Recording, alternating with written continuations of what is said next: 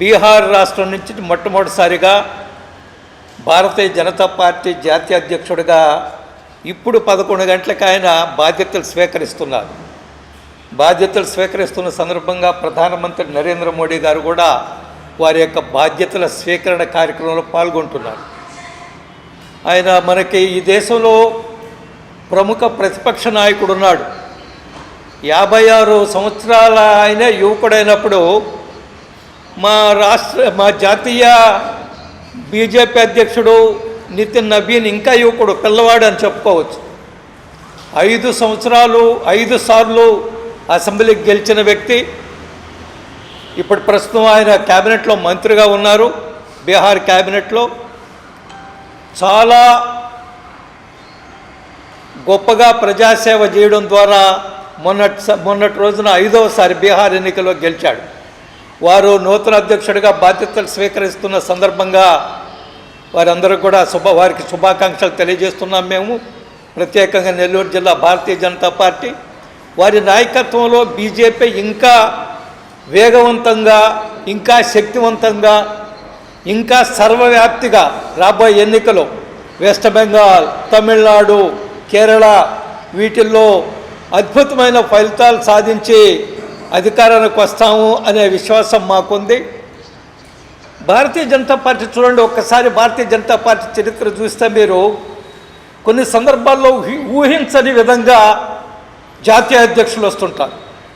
మనందరికీ వాజ్పేయి గారు, అద్వానీ గారు, వెంకయ్యనాయుడు గారు, లేదా అమిత్ షా గారు పెద్ద ప్రచారం ఉండే నాయకులు, వాళ్ళందరూ కూడా బీజేపీ అధ్యక్షులుగా చేశారు. కానీ ఎవరు నితిన్ నబీన్ గురించి చిన్నవాడు లేరు.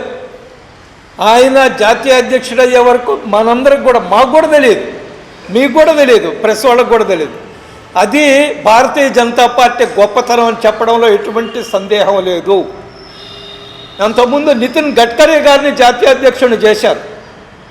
నితిన్ గడ్కరీ గారు కూడా మహారాష్ట్రలో ప్రభుత్వంలో మంత్రిగా ఉన్నప్పటికీ కూడా ఆయనకి దేశవ్యాప్తంగా ఆయన పేరు ఎవరికి తెలియదు. కానీ ఆయన తీసుకొచ్చేశారు. ఆయన నాయకత్వంలో అద్భుతమైన విజయాలు సాధించారు.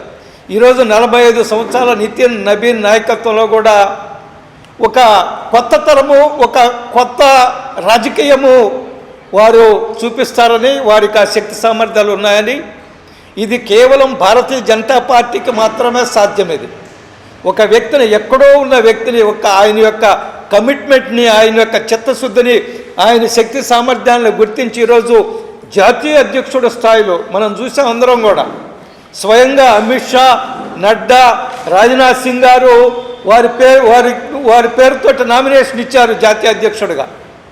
ఆయన్ని కుర్చీలో కూర్చొని పెట్టారు. వీళ్ళందరూ నిలబడి ఉన్నారు.